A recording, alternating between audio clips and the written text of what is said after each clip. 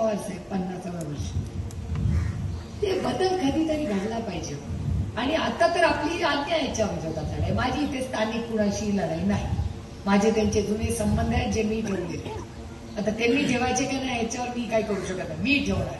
देवदत्त भाऊ तुम्हाला आवडला नाही तरी चालेल, पण शेवटी संस्कारात नाती जोडायला ताकद लागते, नातं तोडायला ताकद लागते. त्यामुळे ते ऋणाला बंद ठेवायचे, पण त्याचा आणि आपल्या राजकारणाचा संबंध आहे.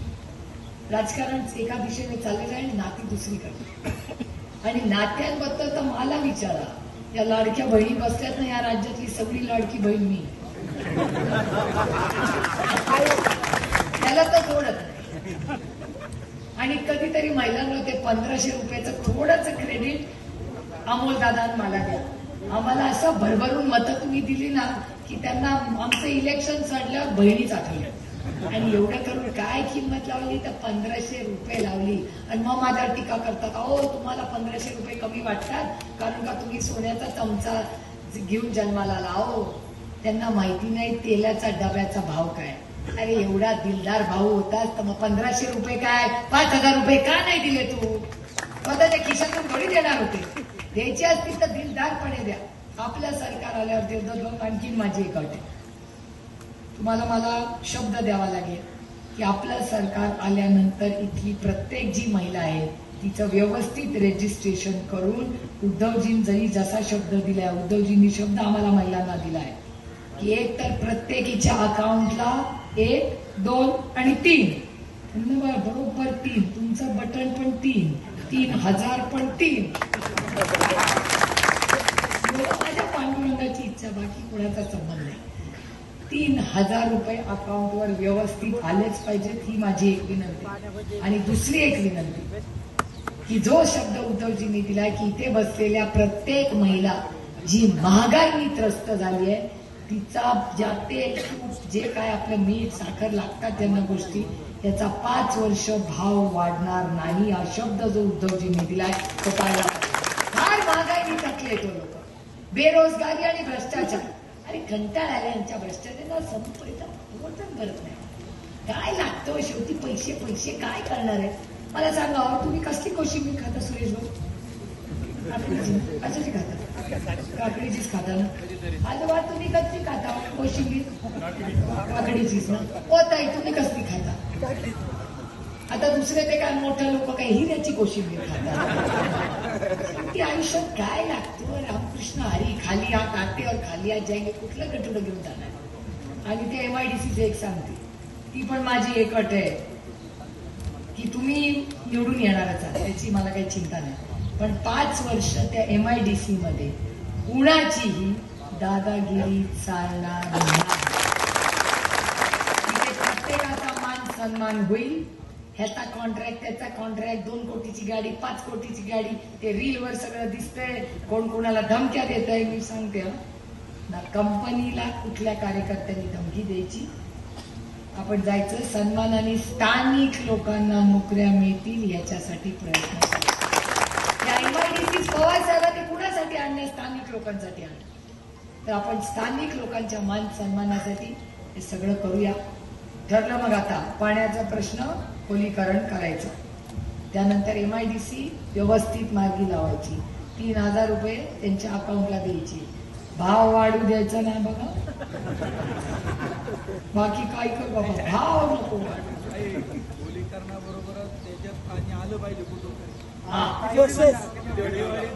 आता असं माझं म्हणणं आहे. बघा पाणी खूप गंभीर विषय, त्याचं राजकारण कोणीच करतो. माझं म्हणणं आहे की सगळे, आता तुम्ही आम्हाला सगळे या भागातले किंवा तुमचं पाणी जिथे जे मागताय सगळे आमदार एकत्र आहेत. आपण काही तालुक्याचे नाही, आपण राज्याचे लोक आहोत. आपण सगळे एकत्र बसूया आणि एकत्र बसून सगळ्यांच्या प्रेमाचा देवाभाव. देवाभाव काय म्हणतो की मी पुन्हा येईन सांगितलं होतं. आला देवाभाव. आणि कसा आला तर 2 पक्ष फोडून देवाभाऊ या राज्याचा उपमुख्यमंत्री झाला. मी म्हणत नाही, मी हे जे टीव्हीवर दाखवतात ना त्याच्यावरनं माझं भाषण रामकृष्ण हरिवाले मला उत्तर द्यावं लागतं. पण हिशोब करायला एक दिवस येईनच या सगळ्याचा. कारण हा अन्याय फक्त माझा विषय नाहीये. हा पक्ष फक्त आदरणीय पवार साहेबांचा नव्हता, इथे बसलेल्या प्रत्येक कार्यकर्त्याचे कष्ट आहेत त्या पक्षाला. आणि आज कोणाच्या जीवावर तिकीट मागता. आणि सांगते, इथे तुम्ही देणारच नाही, तुम्ही तुतारी वाजवणारच आहे, पण तिथल्यांना सांगते मत वाया घालवू नका तिथे. का सांगते, ते चिन्ह पण त्यांचं नाही, पक्ष पण त्यांचा नाही. त्या चिन्हाखाली लिहिलेलं असतं न्याय प्रविष्ट, उसका नहीं है वो जो चिन्ह है और वो पार्टी है, ती शरद पवार आणि त्याच्यावर प्रेम करणाऱ्या कार्यकर्त्यांची त्यांची आणि कोर्टात केस चालली आणि ती केस मीच लढते. त्याच्यामुळे मला माहितीये त्याचं काय होणार. त्यामुळे थोडे दिवस दम काढ. ती अदृश्य शक्ती चालवते देश आता, पण मला अदृश्य शक्तीला सांगायचंय की आता चाललंय तुमचं सगळं, पण हा देश अदृश्य शक्ती नाही चालवत. हा देश भारतरत्न डॉक्टर बाबासाहेब आंबेडकरांच्या संविधानानेच चालणार. त्याच्या कष्टाची परिभाषा करू, पण आम्हाला एक कॉपी करून पास होणार आहे. हे यांच्यासारखं नाही आपलं. तुम्ही काळजी करू नका. त्यांनी एक नाही 5 देवदत्ती कमोबी करू दे. आमची ही मायबाप जनता फार हुशार. आता माझंच मला माहिती नव्हतं. तुतारीवाला माणूस आपण प्रचार करत होतो, आपल्याला सांगायचे इकडे जा, पोचला नाही, तिकडे जा नाही. अमोल कोल्हेला एक नाही 1.5 लाख मतांनी ह्याच मायबाप जनतेला. मला माहितीये का, अमोल दादा प्रधानमंत्र्यांच्या पेक्षा जास्त लीडनी निवडून आले. प्रधानमंत्र्यांपेक्षा जास्त लीडनी आपला शिरूरचा खासदार निवडून आलाय. केवढी अभिमानाची गोष्ट.